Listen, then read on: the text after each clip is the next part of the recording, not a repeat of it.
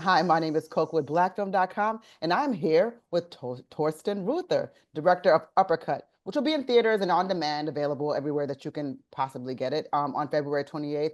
Torsten, thank you so much for joining me today.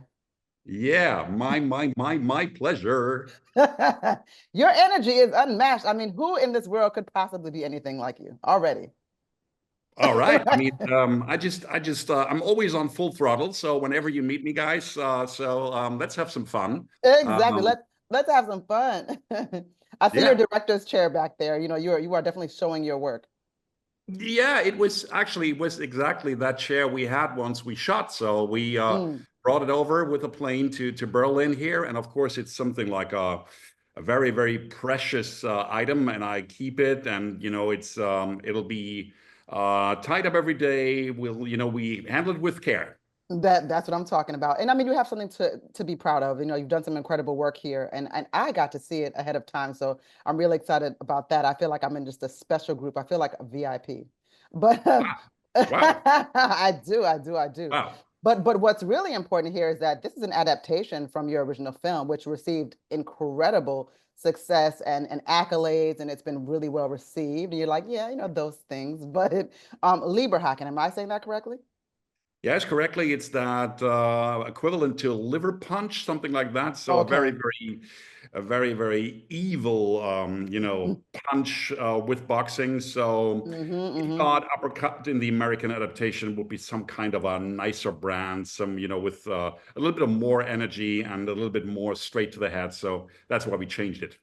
Oh, that no, that's an interesting reason because I do think that if it had gone straight with liver punch, it would have changed the conversation to probably where, and just from an American standpoint, people would have completely just gotten too wrapped up in that. So that was Yeah. very wise of you. But even saying that, I did notice that in this movie, what you did, which is interesting, is that you really took incredible care in making sure that you had American consultants on your side as far as Yeah. figuring out where this should go, but just making it adaptable, let's say, to an American audience. What went Yeah. into that? Because I feel like with you having the success that you had, maybe you could have gone forward in the direction that you desired, right? And people would have just like sort of just let you go with, listen, he's the boss, that's it. So why did you decide to do that? Because that does sort of take away a level of even maybe I guess sort of an executive approach, right? You're just like, hey guys, I'm leaving this to you. So what does that feel like, and what inspired that?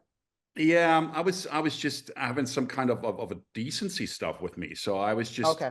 heading to the US and saying, okay, this is something which is a very, let me say, traditional and iconic stuff, all this boxing thing. And it was something to be careful on and to be, yeah, a little bit, yeah, what I said, decency. And I love being consulted by, for example, when we had the writing process, when I wanted to be consultancy by a woman, of course, by a people of color guy, and all this kind of, let me say, influences that made the piece richer. You know what I mean? Mm-hmm. So I thought it might make sense to have it, have it regarded and have it seen by all these different kinds of people, because the main aspect of the movie and the main aspect of the story is curiosity, and I was curious too.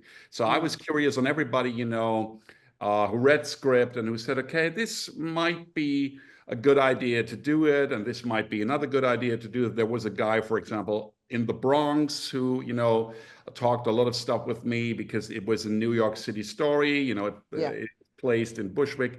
So all these different talks, all these different chats made the piece richer, made it better for me. I felt better. I felt better in, forwarding it then to the casting director and to the Yeah. actress and all to everybody, who was, at the beginning, of course, a little bit skeptical with that, white bread coming to the US and saying, okay, I want to do this piece. And so, yes, in the end, it was a very cool process for everybody. And then, when we were something like 98% ready with it, I felt confident enough to approach everybody and to talk everybody concretely. But even though you did want to limit your involvement in that way, right? I'm seeing that at some point, Ving Rhames himself, his management said, "No, listen, dude, you've got to be, no, we trust you with this, and they kind of Yeah. really wanted you to maybe like, you don't have to have that much humility, you got this." So when you hear that and you hear that, from someone that's just received such, I mean, this is a legend in Hollywood, like a Ving Rhames, right? Who not only agrees to do the film, but completely trusts you in the process. How does that feel as you're developing into your own, as you go on? I loved it so much. I can tell you. Yeah, I mean, it was something which made me, which brought me goosebumps all over the body. But right. I thought the better way is to start decent than to have that big mouth and then fail. Better to I start love that. decent and get. Ving and me, we came together and we had some kind of a very cool energy with us our from the first hour. Yeah. And then we had this very cool rhythm to work on that piece because, I visited his trailer in the morning for half an hour, same thing after lunch break. And we talked through everything. We talk about the scenes, we talk about preps, and he gives some ideas. And sometimes I say, yes, Ving, let's do so. And sometimes I say, no, we have to do it that way. And this also made this, when we came on set, it made it so natural because, of Hmm. course, I could trust this guy. I mean, this Yeah. guy, as you say, he's an icon. Hmm. Um, but then he also could trust me, and he felt very safe in this surrounding, also with his partner Luiii on set. And when the best thing about it was on day two that these guys begin to improvise, and I say, okay, that is the best thing which can happen to this story once Hmm. you have some natural improvisations in it. And so yeah, it felt very natural, it felt very organic, and yeah, in a way, we became friends. We're talking all the time. He came to the German premiere here in Berlin. Nice. So it is a very, very, yeah, let me say, it became a very organic, natural collaboration, and we could talk very, very smooth and sound. That's wonderful. And I mean, all things just point to your character, right? You have Luiii, as you mentioned, who is also the star in this movie, and she was actually in the original. Yeah. So the fact that she wanted to work with you again, I mean, listen, I've worked some jobs where it's like, nice knowing you, boss, but I'm out of here and we ain't got to do this again. We're not enemies, but we don't have to do. So for her to come back and reprise the role differently in this particular version, I mean, it's just like, sometimes people don't want to be associated with a project anymore. So, I think that speaks a lot to, again, to your character that she was all in again and talk about that. Yeah, it was an idea. I also love this, let me say, this transatlantic move. So I was Sure. just saying, okay, once you have, let me say, a white bread going over the big water doing this movie, and I thought, okay, wouldn't it be something also which could be a very nice immigrant story the other way around? So, Hmm. being in New York as a German immigrant daughter and approaching this wise, iconic coach was Hmm. something which I felt would do a lot of interesting psychological move within the story. So I Hmm. asked her, and she said, okay, of course. It was the Leberhaken stuff here in Germany was something, or is something, meanwhile, like, let me say, like an experimental, iconic movie because we shot those 110 minutes within 3 days, which was, I saw that. I was just like, no, they didn't. It can't be possible. yeah, Wow. it was. So Wow. we had these two wonderful actors here in Germany who were very experienced in stage plays. So Yeah. what I Okay. did, I rehearsed with them for 4 weeks. Last week we rehearsed right on the scene, right on the set, and then we went through the whole piece, 3 nights, 7 hours, a run through, and then we got it wrapped. So it was just Wow. phenomenal. And this piece here, the uppercut piece, was a little bit the same because that's the way I direct movies. I Okay. always think myself being an actress director because I like the actress, and I always said, okay, maybe sometimes cameras are second run for me, actors are first. So the cameras have to, make their run to the actress and not the other way around. And so that's what Ving liked. That's what Luiii liked. And so I said, okay, once you have the chance to do such a piece again, which is modified. Her character is modified. Her character evaluates. She, has this second time layer being the boxing promoter, and then the second time Hmm. layer. And she said, yes, that's cool. And so we don't just have this generation conflict thing, the wise guy and the chick, the young chick. But Hmm. we also have this transatlantic part and a lot of more stuff where people can be curious about themselves. And that's what interested me. No, that's great. And, you know, some of the things we're speaking about when you're talking about the transatlantic thing, being an immigrant, right? So there are points where she felt maybe that those were reasons why maybe that she wasn't being taken seriously. But there's even the point where her as a promoter was kind of being accused of the same thing. It's just like, you know, at some point we're just not understanding each other at all, right? So I was like, this is just something just in how they interpreted this and put it to film that adds to another layer of conversation because that's really kind of where we all are socially where Yeah. everyone is sort of misinterpreting everything, and you know, in some Yeah. instances, right? So Yeah. I just thought that was an incredible move on your part to include that in the dialogue and to include the layers of it. Whereas Yeah. it could be a racial feeling, or it could be something about gender based, but you got that all in there, so we all have to talk about it. Yeah, that was the idea. Womanity was also something like a very, very big issue, the Mm-hmm. family thing on the one hand and the Mm-hmm. professional thing on the other hand, to combine it, to feel the pressure all around you.